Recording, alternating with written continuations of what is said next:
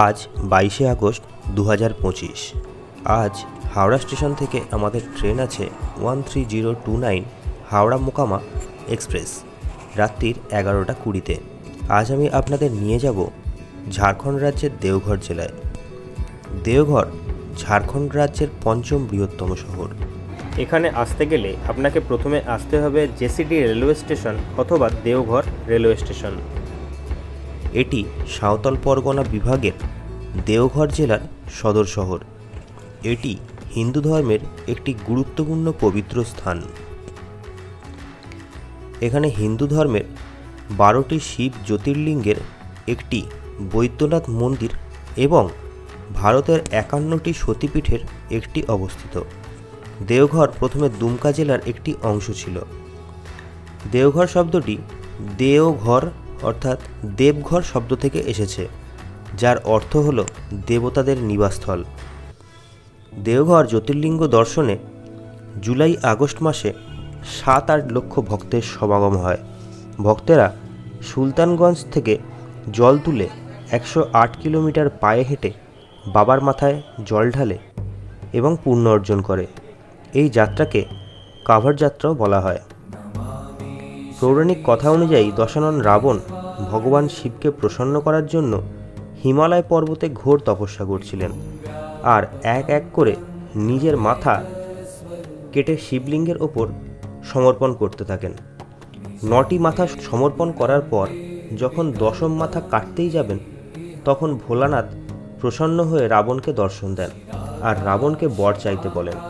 রাবণের কাছে সোনায় মোড়া লঙ্কা ছিল, ত্রিলোক শাসন করার ক্ষমতা ছিল, আর এর সাথে অনেক দেবতা মুনি ঋষিকে লঙ্কায় তিনি বন্দি বানিয়ে রেখেছিলেন। আর এই কারণেই রাবণ বর চান যে দেবাদিদেব মহাদেব যেন কৈলাস ত্যাগ করে তার সাথে সোনার লঙ্কায় গিয়ে থাকেন। দেবাদিদেব মহাদেব যখন শিবলিঙ্গ রূপে তার সাথে লঙ্কায় যাওয়ার সম্মতি জানান, কিন্তু তাকে সাবধান করেন কামনা রূপে এই শিবলিঙ্গ পৃথিবীতে চলার পথে যদি মাটি স্পর্শ করে, সেখানেই এই শিবলিঙ্গ স্থাপিত হয়ে যাবে। মহাদেবের এই সতর্কবাণী শোনার পরেও রাবণ কামনালিঙ্গকে নিজের নগরী লঙ্কাপুরীতে নিয়ে যাওয়ার জন্য প্রস্তুত হয়ে যান। এদিকে দেবাদিদেব মহাদেব কৈলাস ছেড়ে যাওয়ার কথা শুনতেই সকল দেবতারা চিন্তিত হয়ে পড়েন। এই সমস্যার সমাধানের জন্য সকল দেবতারা ভগবান বিষ্ণুর শরণাপন্ন হন। তখন শ্রীহরি নিজের লীলা রচনা করেন। তিনি বরুণদেবকে আচমনের মাধ্যমে রাবণের পেটে প্রবেশ করতে বলেন। জল পান করে রাবণ যখন শিবলিঙ্গ নিয়ে ফিরে আসছিলেন, দেবঘরের সামনেই এই স্থানেই রাবণের নিত্যকর্মের ডাক আসে। শিবলিঙ্গ হাত নিয়ে নিত্যকর্ম করা রাবণের উচিত মনে হয় না। তখন রাবণ আশেপাশের কাউকে খুঁজতে থাকে যার হাতে শিবলিঙ্গটি ধরিয়ে প্রকৃতির ডাকে সাড়া দিতে পারে। কিন্তু সময় পরে রাবণ একজন গোয়ালা দেখতে পায়, যার নাম ছিল বৈজু। এমনটা বলা হয় ভগবান বিষ্ণু বৈজু রূপে এখানে এসেছিলেন। রাবণ তাকে শিবলিঙ্গ ধরতে বলেন এবং এও বলেন যে ভুল করেও যেন শিবলিঙ্গ মাটিতে না রাখা হয়। রাবণ যখন নিত্যকর্ম সারতে আসে, তখন তার নিত্যকর্ম থেকে পুকুর তৈরি হয়ে যায়, কিন্তু রাবণের নিত্যকর্ম আর সমাপ্ত হয় না।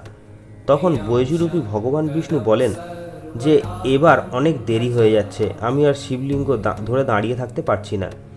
এতটা বলেই শিবলিঙ্গ তিনি মাটিতে রেখে দেন এবং পরে রাবণের নিম্নচাপ সমাপ্ত হয়।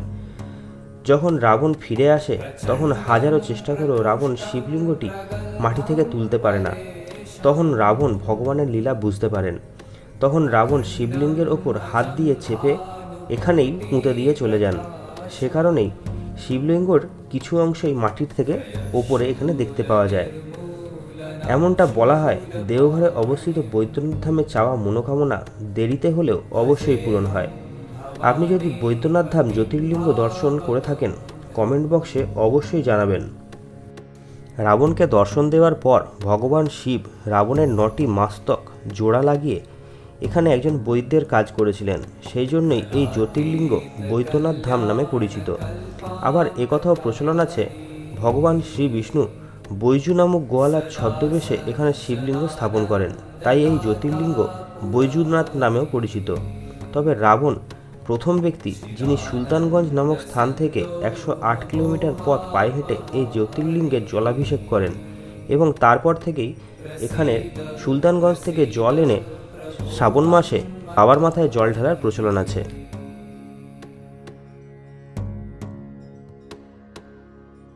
এই ভিডিও এখানেই আমি শেষ করছি। এই সম্পূর্ণ ভিডিওটি শেষ পর্যন্ত দেখার জন্য আপনাদের অসংখ্য ধন্যবাদ। আবেদন থাকবে ভিডিওটি লাইক করে এবং চ্যানেলটি সাবস্ক্রাইব করে বেল আইকনটি প্রেস করে অবশ্যই পাশে থাকবেন। দেখা হচ্ছে পরের ভিডিওতে। ধন্যবাদ।